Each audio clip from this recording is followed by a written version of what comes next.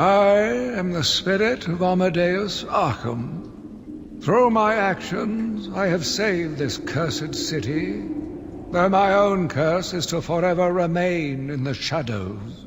My story is carved into the very soul of Arkham, and will only be revealed to those dedicated enough to discover it. My family's blood ran through the heart of Gotham. We were doctors, politicians, and teachers. We have been the organ cleaning the arterial filth from the city. We have been its servants, giving all to protect it. And still it has chosen to hurt us. As Gotham's veins slowly filled with pain and suffering, the effects were felt everywhere. My father fell first, infected by some foul disease. My mother lived on, but only in a dream. I returned to the family home to care for her, where she remained in her bed for as long as her body continued to breathe. Her tears kept me awake at night. My journey lasted little over a month. Visiting academics in both Metropolis and Keystone, I was exposed to a wealth of new ideas. I began my day returning home in good spirits, eager to see my wife and family.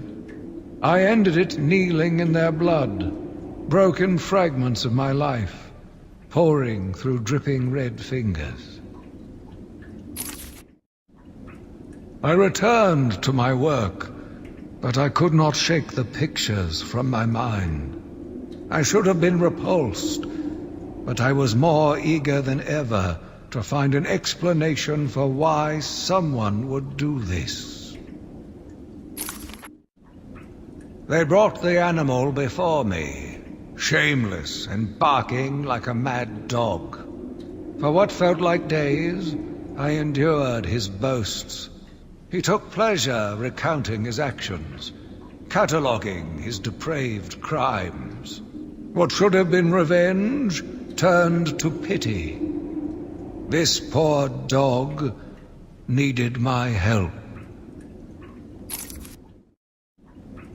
The island changed little over the years. Its reputation was in tatters, but I vowed to fix it. As the buildings were rebuilt, I saw the future. A bright, wonderful future. New brick, metal and paint covered old wounds. Fresh blood was injected into the body. Bright new minds came, and all swore to uphold our promises. We all knew we were the ones to fix this city. And the city would thank us. My family's killer stood in front of me. Years of therapy have deemed him sane. I was proud to see him walk free. In exchange for his liberty, the state required only a signature. He talked about wanting to walk in a park, how he longed to feel fresh air on his face. And then he took my father's fountain pen and killed my secretary. As he was subdued, he screamed out, pleading for forgiveness, for pity. But I had none. I watched as guards beat him to a stain on the floor. Spring was a turning point, a new beginning. A glorious realization of my true destiny. My family's killer perished in an unfortunate accident. These animals cannot be cured.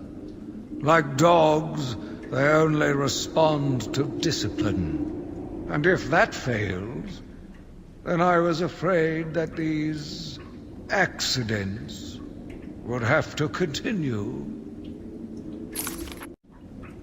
I took a walk around my island. I passed by the penitentiary and felt nauseous at the thought of the filth it contained. I looked out over the Gotham Bay, and in the distance I saw lights.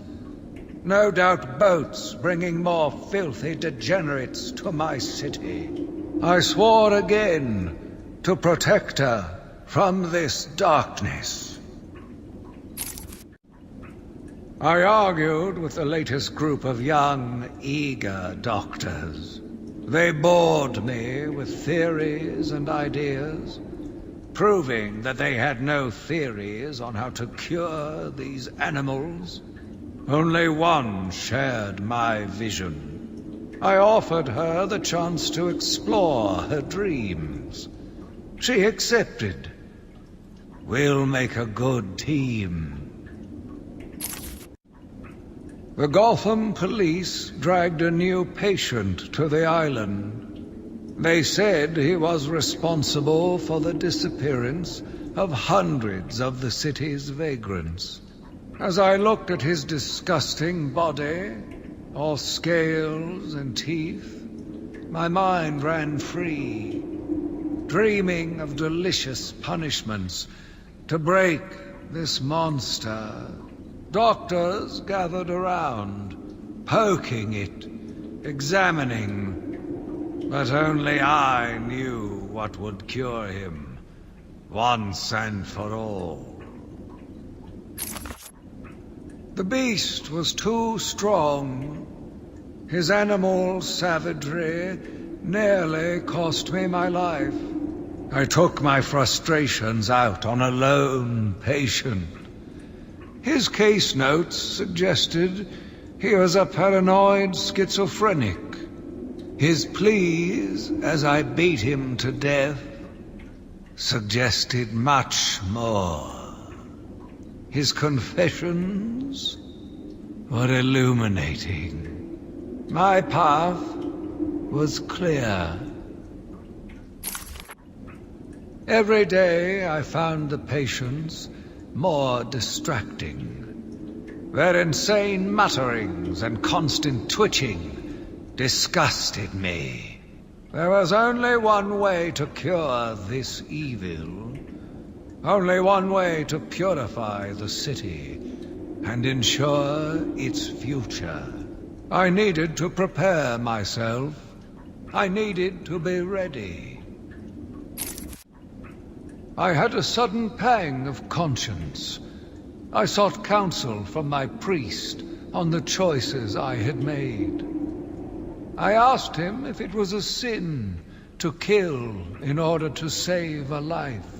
The holy man said all life was sacred, but a judgment would not be upon my soul if I acted to save another. I left the confessional with my soul uplifted, convinced more than ever I am doing a service not only to mankind, but to God as well. I watched in silence as he brought in the woman. Her skin now a venomous green. The wanton creature no longer looked like a human being, much less a woman. The Bible says, "Suffer not a witch to live." Yet he has once again delivered this female atrocity to our care. Once I have dealt with the monster, I think it will be time to see if green wood does, in fact, burn. Sitting in the darkness outside of his cell, I watched the crazed twitching, listened to the disgusting words that came from his mouth. How can I let a dirty animal like this live? He is the cancer I have sworn to protect the city from. Curse me for a fool! How could I not see it until now? The monster had a confederate.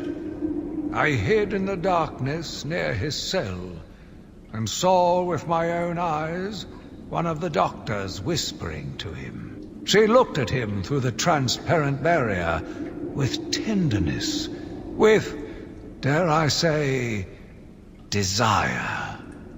My skin crawled with revulsion as she kissed the glass. Fighting the urge to dash the woman's head through the glass, I let her continue. The damnable clown might have shared secrets with her that would be useful once the mad dog has been executed. I'm sure the woman will reveal what she knows to me. If not willingly, then certainly under electronic persuasion. After that, a lobotomy, I think. Unfortunate for one so young. But her lust has put the reputation of Arkham at stake. Yes, a lobotomy. The very thing. There is no other way to ensure her silence in this regrettable matter. Yet again, I found myself watching him. No one can provide a cure. He laughs in the face of those who try. Amadeus would not have let him live, and neither should I. One last sip of cognac, and I was ready.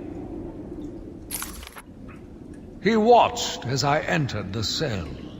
He smiled as I showed him the knife. I told him how I will use it, how I will cleanse this city. And then, terror. I was paralyzed. I struggled.